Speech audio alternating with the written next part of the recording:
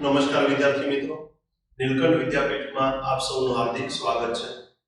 આપણે last time છેલ્લા પીરિયડની અંદર પરમાણુ બંધારણમાં બોહર્સ ત્રિજ્યા Rn = 0.529 ગુણ્યા n² z એંગસ્ટ્રોમ સૂત્રની તારવણી કરી હતી અને બે જુદી જુદી કક્ષાઓમાં પરિભ્રમણ કરતા ઇલેક્ટ્રોનની ત્રિજ્યાની સરખામણી r1/r2 = n1² * z2 upon n2² * z1 સૂત્રની તારવણી કરી હતી.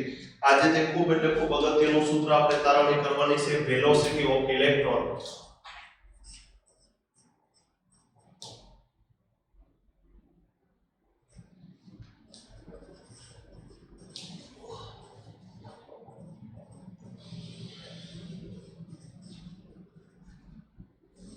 nમી કક્ષામાં પરિભ્રમણ કરતા ઇલેક્ટ્રોનનો વેગ.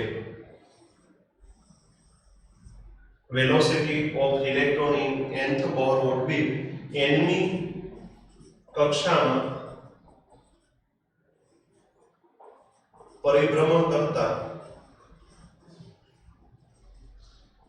કરતા ઇલેક્ટ્રોનનો વેગ. આ સૂત્ર આપણે તારવણી કરવાનું છે, ઇલેક્ટ્રોનનો વેગ મેળવવાનો છે.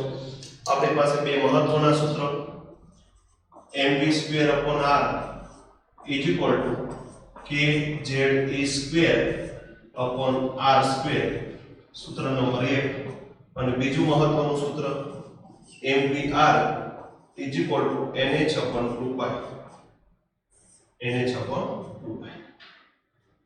બીજા નંબરના સૂત્રમાં આપણે v ની કિંમત મેળવવાની છે, v મેળવવાનો છે. આ બંને બાજુથી એક r કેન્સલ. r ને સૂત્રનો કરતા બનાવી r ની વેલ્યુ આ સમીકરણ 1 માં મૂકી દઈએ એટલે આપણને v મળશે. અહીં r ને સૂત્રનો કરતા બનાવી તો r = nh/2πmv. કારણ કે m અને v આ બાજુ ગુણાકારમાં બરાબર નંબર જાય તો ભાગાકારમાં. સમીકરણ નંબર 3, સમીકરણ 1 અને 3 પરથી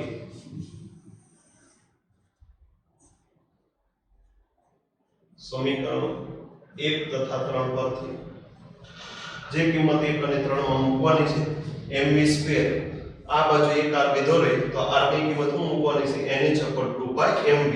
તો mv² =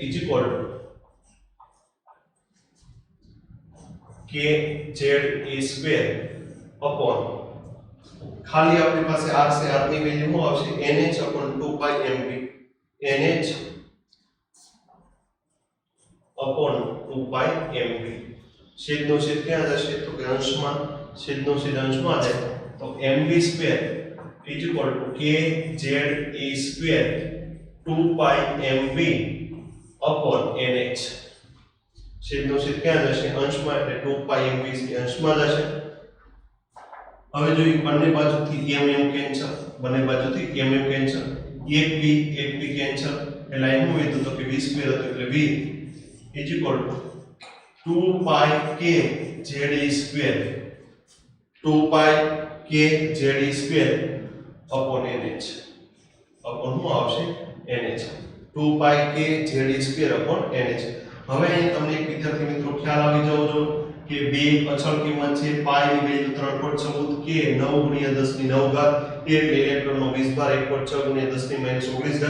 z છે અચળ નથી કારણ કે પરમાણુ બદલાય તો z બદલાય. હાઇડ્રોજન માટે z ની વેલ્યુ 1 છે, હિલિયમ માટે z ની વેલ્યુ 2 છે, લિથિયમ માટે z ની વેલ્યુ 3 છે.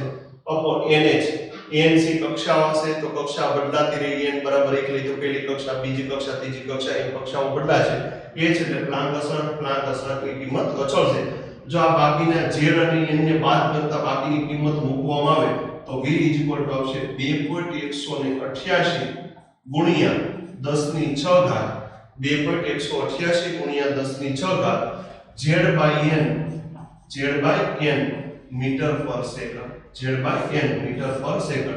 nમી કક્ષામાં પરિભ્રમણ કરતા ઇલેક્ટ્રોનનો વેગ vn = 2.188 ગુણ્યા 10⁶ z/n મીટર/સેકન્ડ. આ કિંમત કેવી રીતે મેં તો કે z અને n છે બદલાતો રહેશે.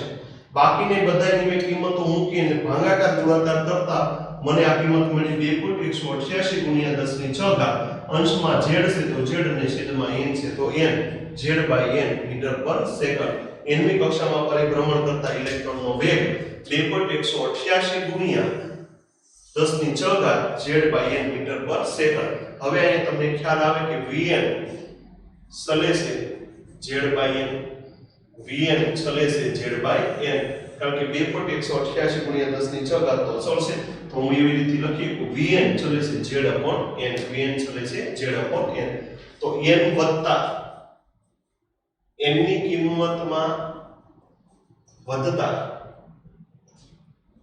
ઇલેક્ટ્રોનના વેગમાં ઘટાડો થાય ઇલેક્ટ્રોનના વેગમાં શું થશે ઘટાડો આપણે અહીંયા ખ્યાલ છે કે n બરાબર 1 એટલે પહેલી કક્ષા n બરાબર 2 એટલે બીજી કક્ષા n બરાબર 3 એટલે ત્રીજી કક્ષા n ની કિંમતમાં વધારો કરવામાં આવે એટલે પહેલી કક્ષામાં પરિભ્રમણ કરતો ઇલેક્ટ્રોન અને ત્રીજી કક્ષામાં પરિભ્રમણ કરતા ઇલેક્ટ્રોનનો વેગ કેવો હશે અલગ અલગ હશે તો nમી કક્ષામાં પરિભ્રમણ કરતા ઇલેક્ટ્રોનના વેગનું આપણે સૂત્ર ધાર્યું vn 2.188 ગુણ્યા 10 ની 6 ઘાત અહીંયા તમને આવું પૂછે કે કક્ષામાં n માં વધારો કરવામાં આવે તો ઇલેક્ટ્રોનના વેગમાં શું થાય તો ઇલેક્ટ્રોનના વેગમાં વધારો થાય ઇલેક્ટ્રોનના વેગમાં શું થાય ઘટાડો થાય છે કક્ષામાં વધારો થાય કક્ષાની સંખ્યામાં કે પહેલી કક્ષામાં પરિભ્રમણ કરતા ઇલેક્ટ્રોનનો વેગ અને ત્રીજી કક્ષામાં પરિભ્રમણ કરતા ઇલેક્ટ્રોનનો વેગ બંને અલગ અલગ હશે સરખા હશે નહીં જેમ કક્ષામાં વધારો થાય એમ ઇલેક્ટ્રોનના વેગમાં ઘટાડો થાય ઇલેક્ટ્રોનના વેગની સરખામણી કરવી હોય તો ઇલેક્ટ્રોનના વેગ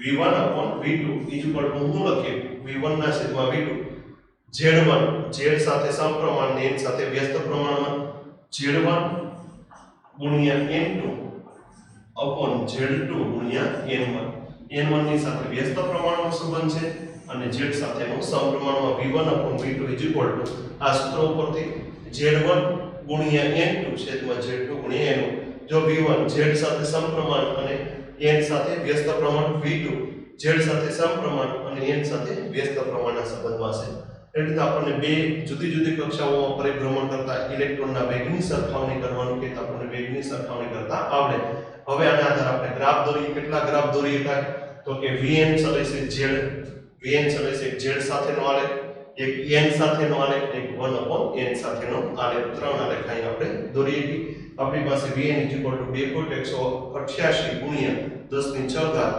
z/n મીટર પર સેકન્ડ આ nમી કક્ષામાં પરિભ્રમણ કરતા nમી કક્ષામાં પરિભ્રમણ કરતા ઇલેક્ટ્રોનનો વેગ કે nમી કક્ષામાં પરિભ્રમણ કરતા ઇલેક્ટ્રોનનો વેગ કેટલો થાય એ આપણને ખબર પડે તમને એમ પૂછે કે Li+2 ની ત્રીજી કક્ષામાં પરિભ્રમણ કરતા ઇલેક્ટ્રોનનો વેગ મેળવો લિથિયમ +2 એટલે અહીંયા આપણને ખ્યાલ આવે કે z બરાબર કેટલું લેવાનું છે તો કે z બરાબર 3 અને ત્રીજી કક્ષામાં પરિભ્રમણ કરતા ઇલેક્ટ્રોનનો વેગ એટલે n બરાબર કેટલું લેવાનું છે તો કે 3 કિંમત મૂકો vn એટલે ત્રીજી કક્ષામાં પર vn કેટલા છે તો કે 2.188 ગુણ્યા 10 ની 6 ઘાત z/n મીટર પર સેકન્ડ તો 2.188 ગુણ્યા z ની વેલ્યુ કેટલી છે 3 upon n ની વેલ્યુ કેટલી છે 3 ભાગ્યા 3 એટલે કેટલા આવશે 1 ગુણ્યા 10 ની 6 ઘાત મીટર પર સેકન્ડ લિથિયમ પરમાણુની ત્રીજી કક્ષામાં લિથિયમ આયનની ત્રીજી કક્ષામાં પરિભ્રમણ કરતા ઇલેક્ટ્રોનનો વેગ કેટલો આવશે 2.188 ગુણ્યા 10 ની 6 ઘાત મીટર પર સેકન્ડ ઘણા વિદ્યાર્થીઓને એવું હોય કે ભાઈ ઇલેક્ટ્રોન છે પ્રકાશની ઝડપે ગતિ કરે તો આપણને ખ્યાલ આવવો જોઈએ કે પ્રકાશની ઝડપે ગતિ કરતો નથી v અહીં ત્રીજી કક્ષામાં પરિભ્રમણ કરતો Li+2 માટે ઇલેક્ટ્રોનનો વેગ કેટલો છે 2.188 ગુણ્યા 10 ની 6 ઘાત તો આમાં ન્યુમેરિકલ રીતે દાખલા પૂછે પણ એ પહેલા આલેખના આધારે આલેખ કઈ રીતે દોરી શકાય એ આપણે શીખીએ આપણે nમી કક્ષામાં પરિભ્રમણ કરતા ઇલેક્ટ્રોનના વેગનું સૂત્રની તારવણી કરી કે vn 2.188 ગુણ્યા 10 ની 6 ઘાત z/n મીટર પર સેકન્ડ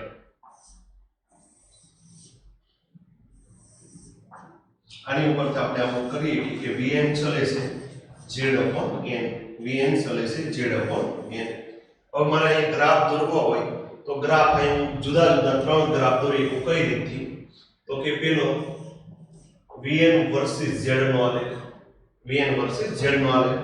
તો vn અને z એકબીજાના કેવા પ્રમાણમાં છે? તો કે સમપ્રમાણમાં.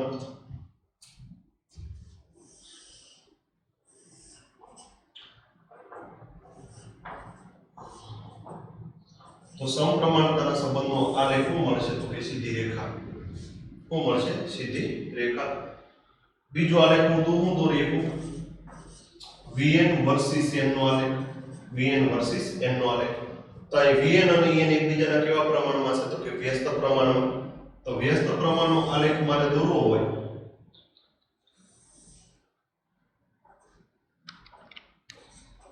vn વર્સિસ n નો આલેખ, તો એકના વધારા સાથે બીજા શું થશે? ઘટાડો. એકના વધારા સાથે બીજા શું થશે? ઘટાડો. ત્રીજો vn વર્સિસ 1/n નો આલેખ દોરીએ. vn versus 1/n. તો vn અને 1/n એકબીજાના કેવા પ્રમાણમાં આવે? તો કે સમપ્રમાણમાં. તો vn વર્સિસ 1/n નો આલેખ મને કેવો મળશે? તો કે vn વર્સિસ 1/n નો આલેખ એકબીજાના સમપ્રમાણતાનો સંબંધ છે. તો શું મળશે? સીધી રેખા મળશે. શું મળશે? સીધી રેખા. તો અહીંયા જુદા જુદા આલેખો આપણને દોરવાનું કે આપણને આલેખો આવડતા હોવા જોઈએ, અથવા તો આલેખ આપણને ઓળખતા આવડતા હોવા જોઈએ. vn = z/n આપણને સૂત્ર આપણને ખ્યાલ હોવો જોઈએ કે nમી કક્ષામાં પરિભ્રમણ કરતા ઇલેક્ટ્રોનનો વેગની તારવણી કરવાનું કે તો nમી કક્ષામાં પરિભ્રમણ કરતા ઇલેક્ટ્રોનનો વેગ 2.188 × 10⁻⁶ z/n મીટર/સેકન્ડ. હવેનો નવો ટોપિક છે ટાઈમ પીરિયડ. ટાઈમ પીરિયડ એટલે સમયગાળો of electron in nth Bohr orbit. nમી કક્ષામાં પરિભ્રમણ કરતા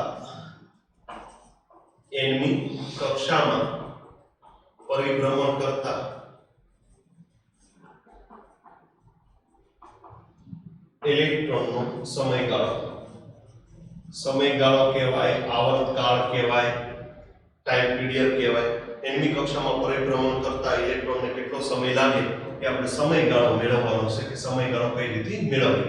તો આપણને પહેલા તો સમયગાળો કોને કહેવાય એ આપણને ખ્યાલ આવવો જોઈએ કે ઇલેક્ટ્રોનને પરમાણુ કેન્દ્રની આસપાસ એક પરિભ્રમણ પૂર્ણ કરતા લાગતા સમયને ઇલેક્ટ્રોનને પરમાણુ કેન્દ્રની આસપાસ એક પરિભ્રમણ પૂર્ણ કરતા લાગતા સમયને સમયગાળો કહે છે. તમે 9મા ધોરણમાં એટલે ભણી ગયા કે વેગ શું આવશે? તો કે અંતરના છેદમાં સમય. વેગ અથવા તો ઝડપ.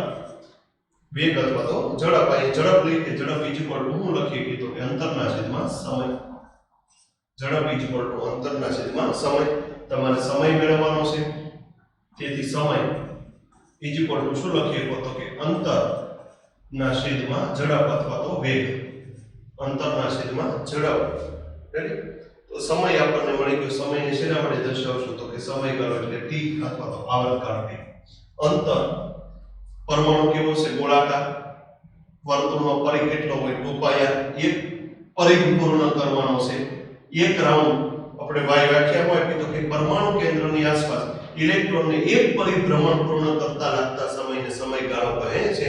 તો વર્તુળનો પરિઘ કેટલો થાય? તો કે 2πr. એટલે અંતર મળી ગયું 2πr છેદમાં ઝડપ એટલે v. સમયગાળો t આપણને સૂત્ર મળ્યું 2πr/v. હવે અહીંથી વિચારવાનું છે સમયગાળો t 2π. r ની વેલ્યુ આપણી પાસે કેટલી છે? તો કે r ની વેલ્યુ 0.529 એંગસ્ટ્રોમ એટલે કેટલા લખાય? 10⁻10⁻. એંગસ્ટ્રોમ એટલે કેટલા લખાય? 10⁻10⁻. n²/z.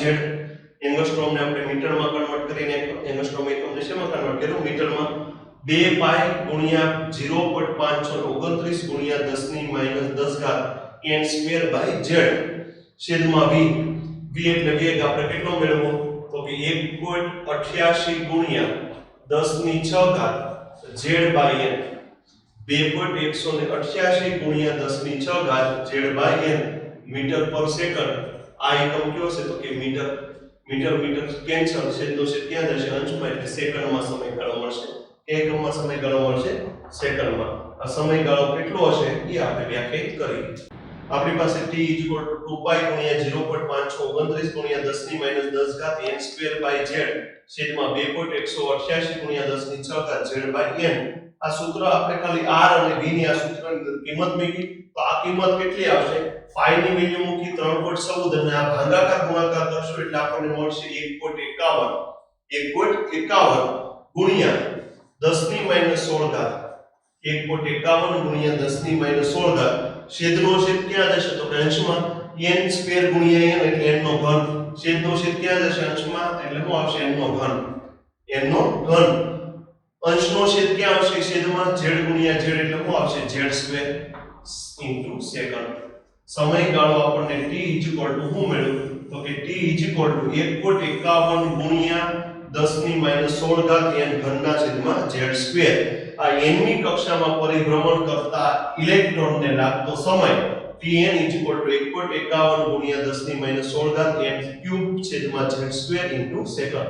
તો સેકન્ડમાં આપણને મળશે અહીંયા ખાલી ઉપરનો એક મીટરમાં ડાયવર્ટ કર્યો તો નીચેનો વેગનો એક મીટર પર સેકન્ડ મીટર કેન્સલ છેદનો છેદ ક્યાં જશે અંશમાં અહીંયા 2 પાઈ ની વેલ્યુ 3.14 0.529 ગુણ્યા 10 ની માઈનસ 10 ઘાત છેદમાં 2.188 ગુણ્યા 10 ની 6 ઘાત. આ ભાગાકાર ગુણાકાર કરે એટલે શું આવશે 1.51 ગુણ્યા 10 ની માઈનસ 16 ઘાત n cube by z square into second. તો અહીં tn ની સરખામણી કરીએ કે tn tn ચલે સમાન લખીએ n cube by z square n ની કક્ષામાં પરિભ્રમણ કરતા ઇલેક્ટ્રોનની સમયગાળો n ની કક્ષામાં પરિભ્રમણ કરતા ઇલેક્ટ્રોનને લાગતો સમય tn 1.51 ગુણ્યા 10 ની માઈનસ 16 ઘાત એટલે હું આ સંબંધને આવી રીતે વ્યાખ્યાયિત કરી કે tn ચલે છે n cube by z square અહીં આપણને એટલો ખ્યાલ આવી જવો જોઈએ કે આ n ક્યુબ ના સમપ્રમાણમાં અને z સ્ક્વેર ના વ્યસ્ત પ્રમાણમાં છે. હવે બીજી બાબત આપણે જોવી હોય તો બીજી બાબત આપણે આની પરથી સમયગાળાનું સૂત્ર નહીં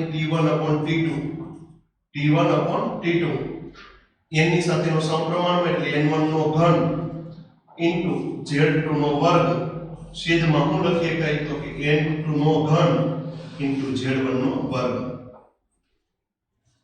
બે જુદી જુદી કક્ષામાં પરિભ્રમણ કરતા ઇલેક્ટ્રોનનો સમયગાળાનો આપણે સરખામણી કરવી હોય તો t1/t2 હું લખીએ કે તો કે n1 ઘન ઇન્ટુ આની માટે હું લખીએ કે z2 સ્ક્વેર છેદમાં આની માટે n માટે હું લખીએ કે n2 ઘન ઇન્ટુ આની માટે હું લખીએ કે z1 સ્ક્વેર. z1 સાથે કેવો સંબંધ છે તો કે વ્યસ્ત પ્રમાણમાં n સાથેનો કેવો સંબંધ છે તો કે સમપ્રમાણમાં. તો એ રીતે આપણે સૂત્રની તારવણી લખીએ કે હવે અહીંથી બીજી એક મહત્વનું કે આપણી પાસે સમયગાળો એટલે આવર્તકાળ. સમયગાળો એટલે શું મેળવો આવર્તકાળ.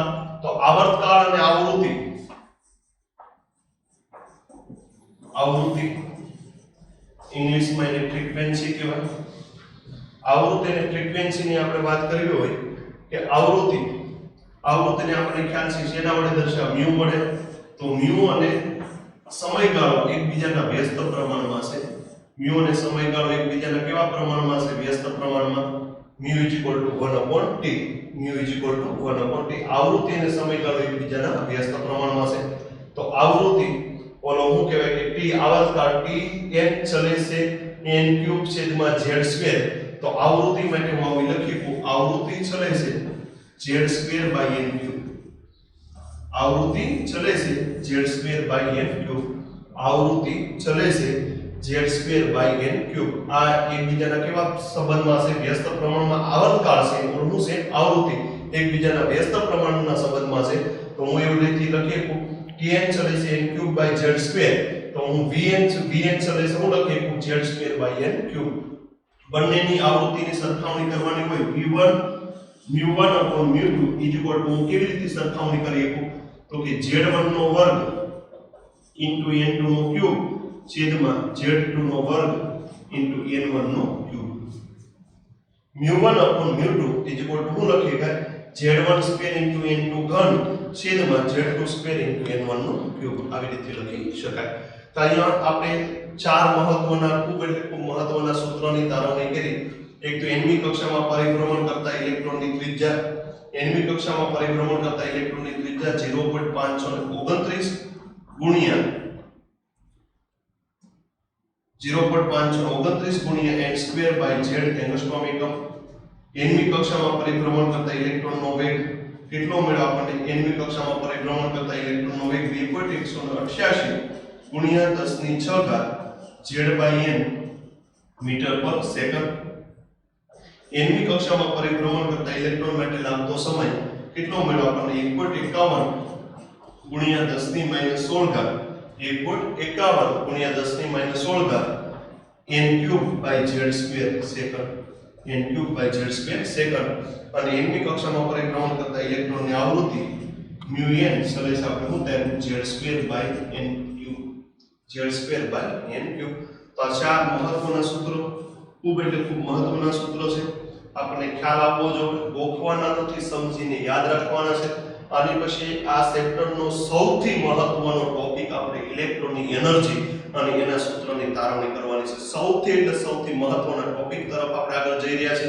અત્યાર સુધીમાં મેજોરિટી 99% એવું કહી શકાય છે જે કંઈ ક્વેશ્ચન પરમાણુ મોડેલમાંથી પૂછાયેલા છે એ બોહર મોડેલમાંથી એનર્જીને લગતા, ઇલેક્ટ્રોનની એનર્જીને લગતા આપણે ક્વેશ્ચનો પૂછાઈ ગયેલા છે. તો આપણને ખ્યાલ આવવો જોઈએ. અને સૌથી મહત્વના ટોપિક તરફ આપણે આગળ વધી રહ્યા છીએ કે ઇલેક્ટ્રોનની એનર્જી કઈ રીતે મેળવવી.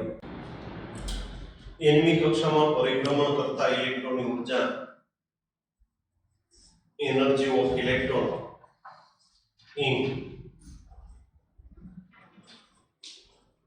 in the Bohr orbit. nમી કક્ષામાં પરિભ્રમણ કરતા ઇલેક્ટ્રોનની ઊર્જા, nમી કક્ષામાં પરિભ્રમણ કરતા ઇલેક્ટ્રોનની ઊર્જા. તો ઇલેક્ટ્રોનની કુલ ઊર્જા સૂત્ર તારવણી ખૂબ એટલે ખૂબ મહત્વની છે. ઇલેક્ટ્રોનની કુલ ઊર્જા કેટલી હોય? તો કે ગતિ ઊર્જા એટલે કાઇનેટિક એનર્જી અને એની પોટેન્શિયલ એનર્જી આ બંનેના સરવાળા જેટલી હોય. કાઇનેટિક એનર્જી વત્તા પોટેન્શિયલ એનર્જી. ઇલેક્ટ્રોનની કુલ ઊર્જા એટલે total energy is equal to kinetic energy વત્તા પોટેન્શિયલ એનર્જી. હવે કાઇનેટિક એનર્જી નો આપણને ખ્યાલ છે, કાઇનેટિક એનર્જી ગતિ ઊર્જા નું સૂત્ર શું છે? તો કે 1/2 mv². શું છે? 1/2 mv². અને સમીકરણ નંબર 1 નો 1/2 mv². હવે આપણે બીજું એક સૂત્ર આપણે ભણી ગયા, mv² upon r is equal to k ze² upon r². આ એક આપણે સૂત્ર ભણી ગયેલા છે. mv² upon r is equal to k ze² upon r². અહીં તમે જો બંને બાજુથી r કેન્સલ, બંને બાજુથી r કેન્સલ. તો અહીં mv² is equal to શું મેળવ્યું? તો કે k ze² upon r. mv² is equal to શું મેળવ્યું? k ze² upon r. અહીં mv² ની કિંમત સમીકરણ 1 માં મૂકો. mv² ની કિંમત કેટલી છે? તો કે k ze² upon r. સમીકરણ 2 ની કિંમત સમીકરણ 1 માં મૂકતા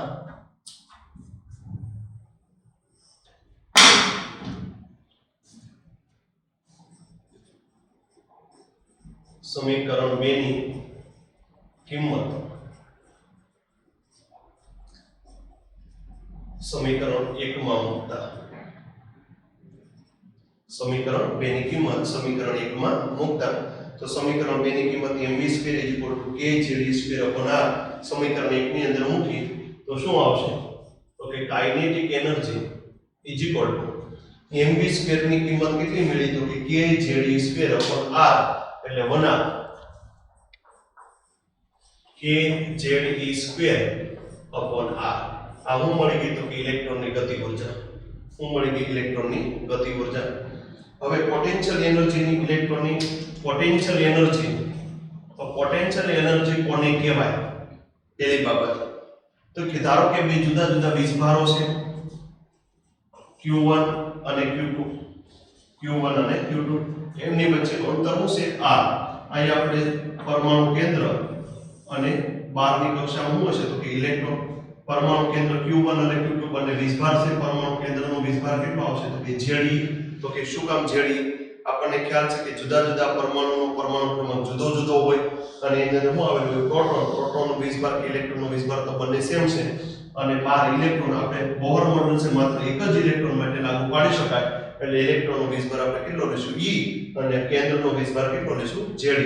તો પોટેન્શિયલ એનર્જીનું સૂત્ર શું છે? તો કે P is equal to k Q1 Q2 upon r physics ની અંદર તમે ભણશો પોટેન્શિયલ એનર્જી નું સૂત્ર કે Q1 Q2 upon r.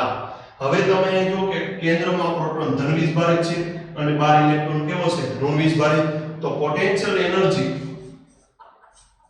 બંને અલગ અલગ વીજભાર છે એટલે પોટેન્શિયલ એનર્જી માઈનસ આવશે. પોટેન્શિયલ એનર્જી કેવી આવશે માઈનસ. બંનેનો વીજભાર અલગ અલગ છે, કેન્દ્રનો ધન અને બહારનો ઇલેક્ટ્રોનનો કેવો છે ઋણ, પ્લસ માઈનસ માઈનસ કે Q1 એટલે કેન્દ્રનો વીજભાર કેટલો આવશે Ze અને Q2 ઇલેક્ટ્રોનનો વીજભાર કેટલો આવશે E upon r. હું લખી કહે તો કે k Ze2 upon r પણ કેમાં તો કે માઈનસ. તો પોટેન્શિયલ એનર્જી કેવી આવી તો કે ઋણ.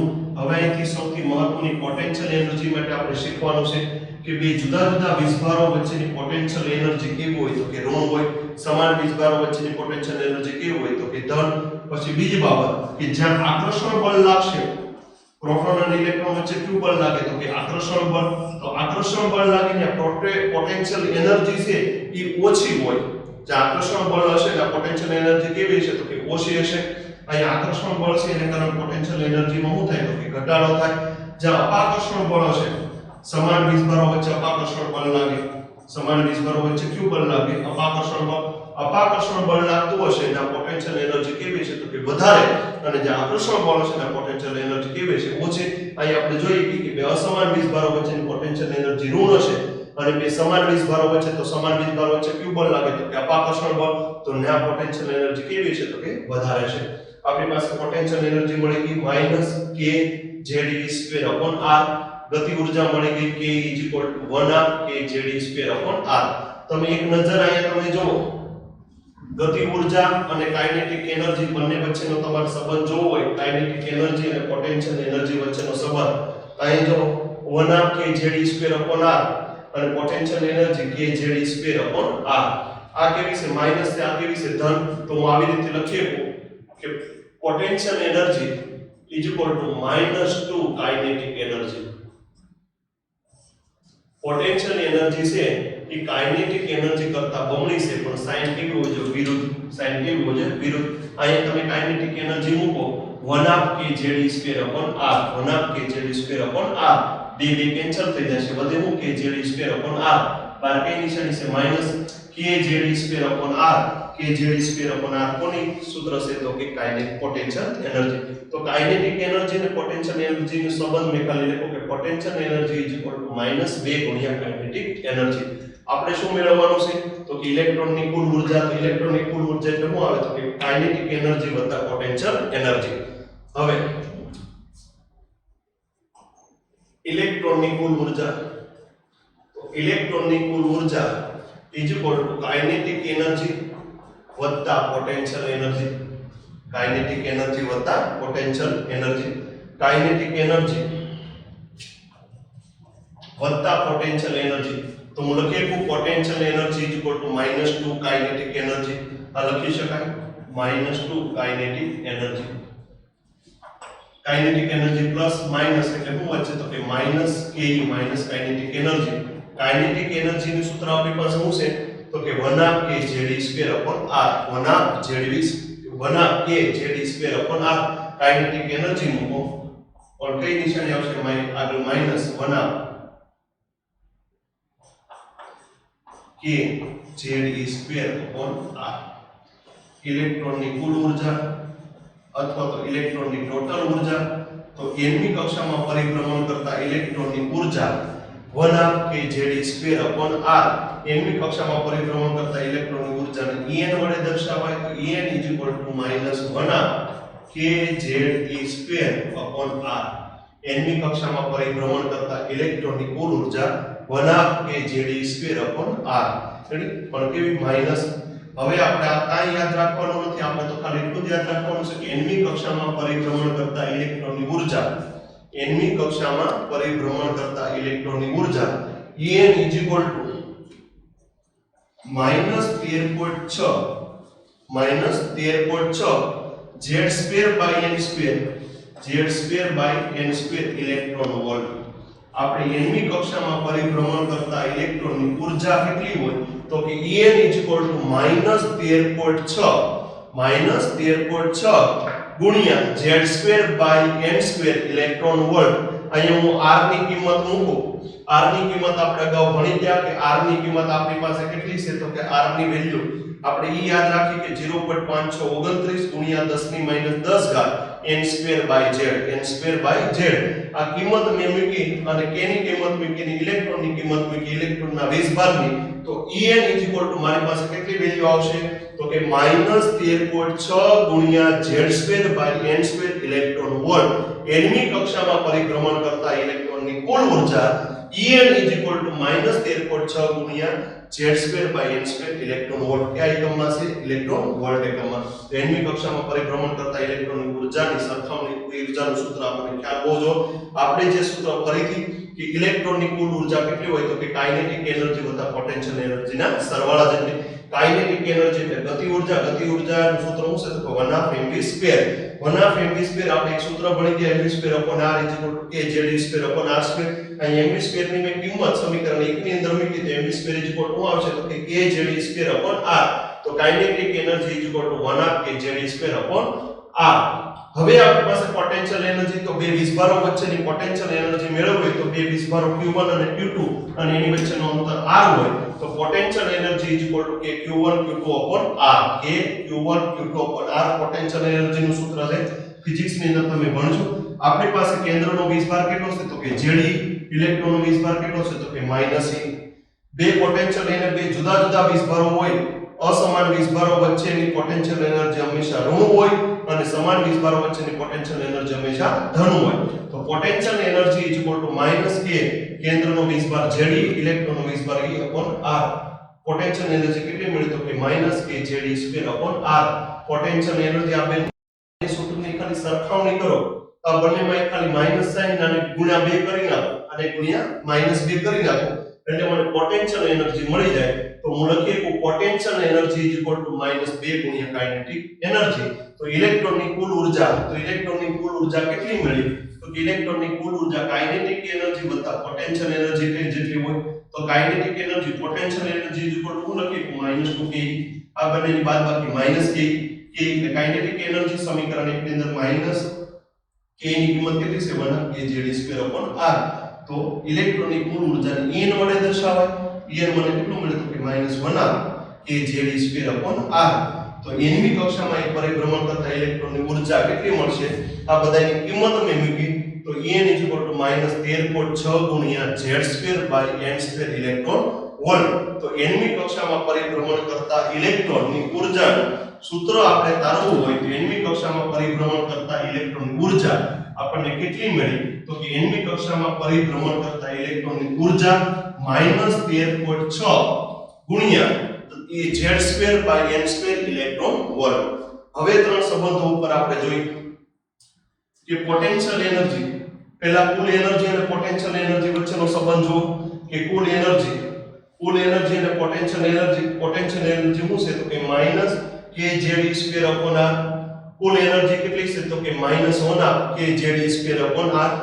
તો પોટેન્શિયલ એનર્જી અને ઇલેક્ટ્રોનની કુલ ઊર્જા એટલે ટોટલ એનર્જી વચ્ચેનો સંબંધ તમે જો કે પોટેન્શિયલ એનર્જી કરતા અડધી છે.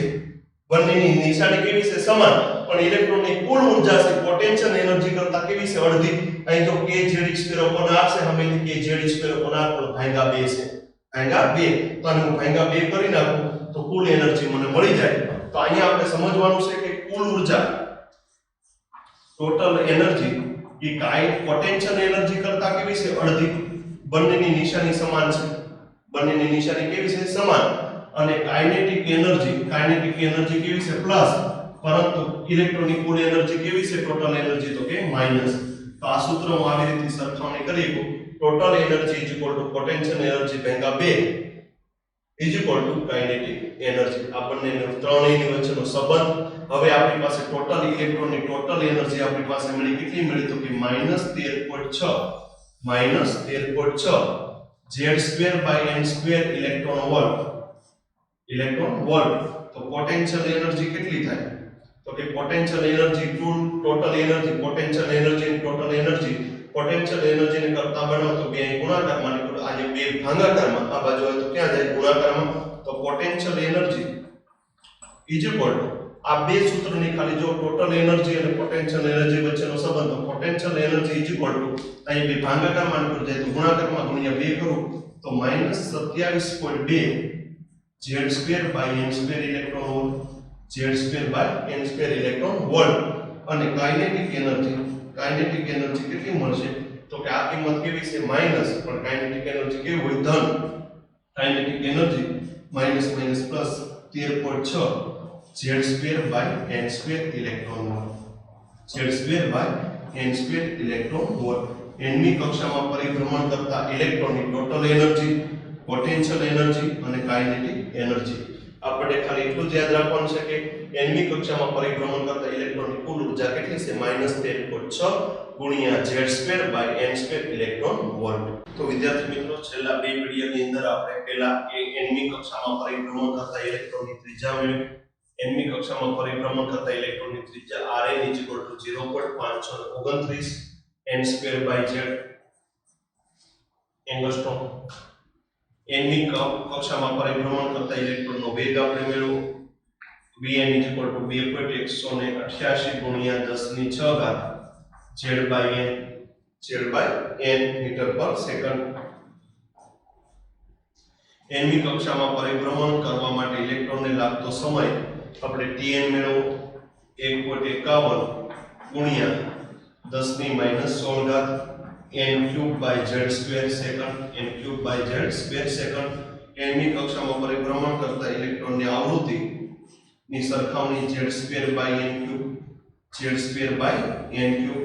અને છેલ્લે લાસ્ટમાં nમી કક્ષામાં પરિભ્રમણ કરતા ઇલેક્ટ્રોનની ઊર્જા En આપણે તારવણી કરી કે -13.6 z²/n² electron volt, z²/n² electron volt. તમને એમ પૂછે કદાચ કે ફોર હાઇડ્રોજન એટમમાં બીજી કક્ષામાં પરિભ્રમણ કરતા ઇલેક્ટ્રોનની ઊર્જા મેળવો તો હાઇડ્રોજન માટે z ની કિંમત કેટલી હોય તો કે z ની કિંમત 1 અને બીજી કક્ષામાં પૂછો એટલે n બરાબર કેટલા આવે 2. તો En આપણી પાસે જે સૂત્ર છે -13.6 z² એટલે 1 નો વર્ગ, બીજી કક્ષામાં પરિભ્રમણ કરે એટલે ભાગ્યા 2 ઇલેક્ટ્રોન વોલ્ટ. 1 નો વર્ગ 13.6 ભાગ્યા 2, 13.6 ભાગ્યા 2 એટલે કેટલા આવશે -6.8 ઇલેક્ટ્રોન વોલ્ટ, -6.8 ઇલેક્ટ્રોન વોલ્ટ. જો તમને ગતિ ઊર્જા પૂછ્યું હોત તો ગતિ ઊર્જા કેવી થઈ જશે તો કે ધન આવે. ગતિ ઊર્જા કેવી આવે ધન, અને પોટેન્શિયલ એનર્જી કેવી આવે તો કાની કરતા બમણી. આપણે સૂત્ર ત્યારે જ આપણે જોયું કે કુલ energy minus kinetic energy potential energy ભાગ્યા 2. કુલ એનર્જી કેવી હોય તો કે કાઇનેટિક એનર્જી કરતા વિરુદ્ધ હોય અને પોટેન્શિયલ એનર્જી ભાગ્યા 2. તો અહીં તમને પોટેન્શિયલ એનર્જી પૂછે તો પોટેન્શિયલ એનર્જી કુલ ઊર્જા કરતા કેવી હોય બમણી, અને કાઇનેટિક એનર્જી પૂછે તો આ ઋણ હોય અને કાઇનેટિક એનર્જી કેવી હોય ધન. તો આપણને ખ્યાલ આવવો જોઈએ. ખૂબ અગત્યનું છે. એટલું આવતા પીડીએફમાં ખૂબ કાળજીપૂર્વક તૈયારી કરજો. આ અગત્યના સૂત્રની તારવણી આપણે કરી, આનો ખૂબ આપણે ઉપયોગ કરવાનો છે. આને આધારે હાઇડ્રોજન પરમાણુની જુદા પરમાણુઓની અંદર રહેલા જુદી કક્ષાઓમાં રહેલા ઇલેક્ટ્રોનની આપણે વેગ મેળવવાનો થાય, આવૃત્તિ મેળવવાનું થાય, આવર્તકાળ મેળવવાનો થાય, ત્રિજ્યા મેળવવાની થાય કે ઊર્જા મેળવવાની થાય. તો આપણે આ સૂત્રનો ઉપયોગ કરીને આપણે દાખલાની ગણતરી કરીશું. વિડિયો લેક્ચર જોવા બદલ ખૂબ આભાર. ધન્યવાદ.